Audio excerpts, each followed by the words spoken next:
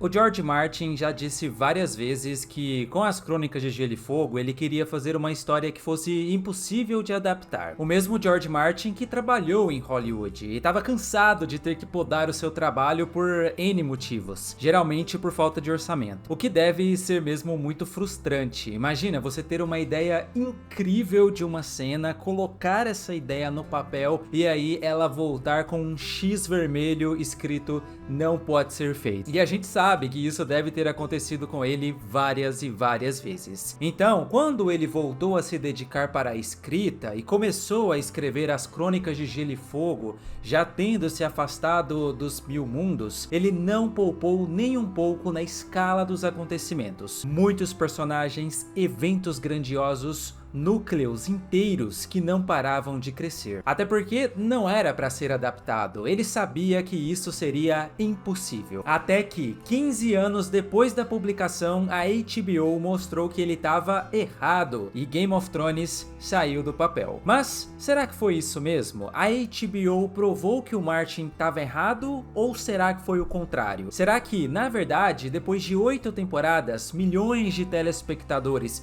e um fenômeno global, o que a HBO fez, no fim das contas, foi provar que ele estava certo esse tempo todo e que não dava mesmo para adaptar aquela história. Porque meio que foi isso que aconteceu. Muita coisa foi adaptada? Sim. Muita coisa foi adaptada corretamente? Com certeza. Mas muita coisa também ficou de fora. Muitos núcleos foram cortados ou simplificados. E à medida que a história avançava, as coisas foram ficando cada vez mais simples. O que é exatamente o oposto do que deveria acontecer. Quem leu esses livros sabe que eles vão fazendo assim. Vários núcleos vão se dividindo em núcleos menores, abrindo galhos novos. Enquanto que na série, esses galhos foram podados sem dó nem piedade. E no fim das contas, a sensação que fica é que a história toda era mesmo inadaptável e só chegou tão longe na TV porque tinha uma base sólida que se sustentou mesmo que simplificada. O que é uma pena, porque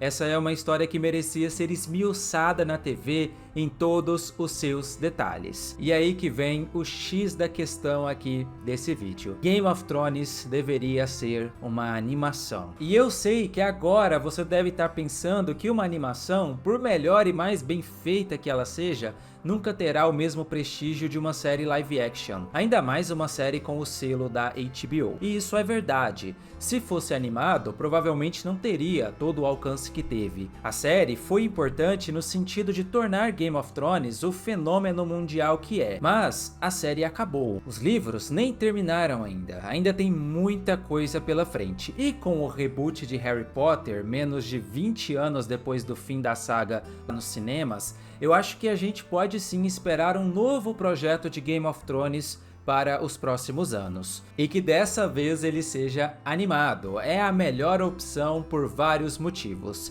E aqui eu quero falar alguns deles. O mundo das Crônicas de Gelo e Fogo é caracterizado por ter uma escala exagerada, que é difícil de reproduzir na tela. Isso era exatamente o que o George Martin queria fazer e o que ele de fato fez. Só uma animação conseguiria retratar com mais facilidade os castelos impressionantes, as armaduras complexas e as cores vibrantes desse mundo que ele criou sem economizar nos detalhes. Imagina os cavaleiros da guarda real com armaduras realmente brancas, um Jaime Lannister de fato dourado. São detalhes que se perderam na série live action, mas que fazem parte dessa construção fantástica de Westeros. Sem falar nas criaturas que foram completamente podadas, né? Uma série, por maior que seja, tem um orçamento limitado. E dentro desse orçamento, decisões precisam ser tomadas. É por esse motivo que os lobos gigantes lá das crianças Stark nem sempre apareciam em tela. E na verdade, eles foram se apagando cada vez mais. E isso é muito comum nesses casos. Batalhas em grande escala e criaturas mágicas tendem a ser limitadas por restrições orçamentárias. Um problema que simplesmente não existe numa série num formato de animação, onde o limite é simplesmente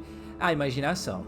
E essa questão orçamentária ainda respinga em outros pontos. A gente sabe que o material original se baseia fortemente em sequências de sonhos, de visões internas, de perspectivas sobrenaturais que foram amplamente omitidas ou simplificadas na série. São momentos importantíssimos, até hoje muito discutidos e que brilhariam na tela numa série animada. Tem aquele sonho do Bran pouco antes dele finalmente despertar, tem aquela visão da Daenerys diante dos antepassados, que muita gente até acredita ser uma referência aos imperadores do grande império da Aurora. Tem aquela cena do Jaime Lannister enfrentando o Rhaegar e os fantasmas, né, da guarda real com uma espada flamejante. São momentos muito importantes na escrita do George Martin e que seriam incríveis de ver em tela se corretamente adaptados. Uma série animada é perfeita para esse tipo de cena, porque o formato permite uma narrativa visual mais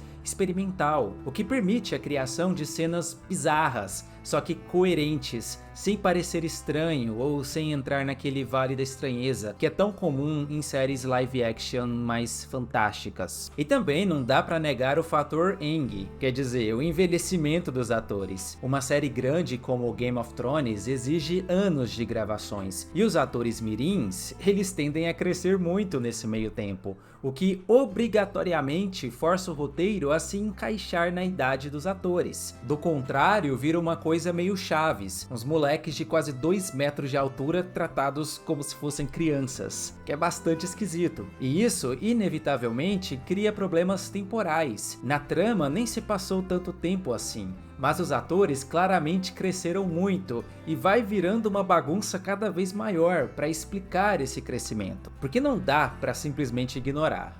Numa animação, esse problema simplesmente não existe. Os personagens crescem quando eles precisam crescer. Mesmo que vários anos se passem entre os ciclos de produção, um personagem como Bran Stark pode ser mantido ali na mesma idade, com a mesma aparência, e isso é absurdamente impossível em séries com atores reais. Bom, isso daí é chover no molhado, né? Eu acho que todo mundo concorda que nesses casos uma adaptação animada funcionaria melhor, falando principalmente sobre fidelidade, que é o que a gente quer agora, né? A gente já teve uma grande produção, agora queremos uma produção fiel. Mas aí fica a questão que começa a dividir os fãs. Qual tipo de animação funcionaria melhor com uma série animada de Game of Thrones? Bom, não custa sonhar, né? Mas antes de responder, eu queria tirar um segundinho aqui para agradecer aos membros do canal. Vocês que estão aparecendo aí na tela são muito importantes para eu continuar produzindo vídeo aqui toda semana. Muito em breve, eu acho que na semana que vem eu vou voltar aqui com um vídeo exclusivo revelando a capa do meu livro, a sinopse e conversando um pouco mais sobre como tá o meu processo de lançamento. Se você também quiser se tornar um membro e ver os vídeos exclusivos do canal, o link está na descrição. Hoje em dia, eu acho que muita gente responderia quase que automaticamente que queria algo no estilo Arcane.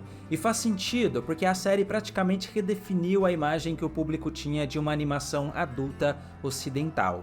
Arcane conseguiu fazer pessoas que normalmente não gostam de desenho assistirem a animação sem preconceito nenhum. E isso aconteceu porque não parece infantil em nenhum momento. A direção de arte mistura 2D e 3D com pinturas digitais, iluminação cinematográfica e expressões extremamente humanas. Cada frame parece uma arte conceitual viva. E isso é o que a gente quer. Mas quando você olha discussões de fãs de Game of Thrones lá no Reddit, a resposta não é assim tão óbvia, porque apesar de muita gente citar Arcane como principal referência, tem outra obra que aparece citada com bastante frequência, o finado anime de Berserk, de 1997. Um clássico, né? Isso porque, de acordo com os fãs, o anime consegue equilibrar momentos belos com momentos horripilantes, refletindo aí os tons conflitantes que a gente também encontra na escrita do Martin. O eclipse nos últimos episódios serve como um parâmetro estilístico de como um evento importante, como o Casamento Vermelho, por exemplo,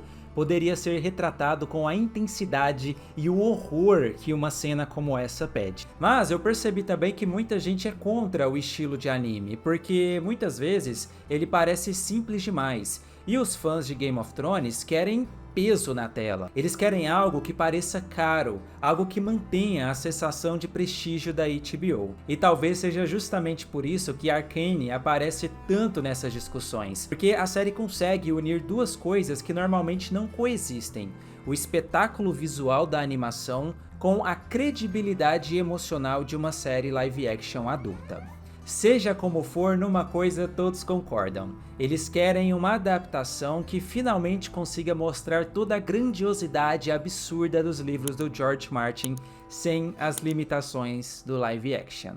Já me conta aí você que tipo de animação você acha que combinaria com Game of Thrones. Por enquanto eu fico por aqui, um abraço e até o próximo vídeo.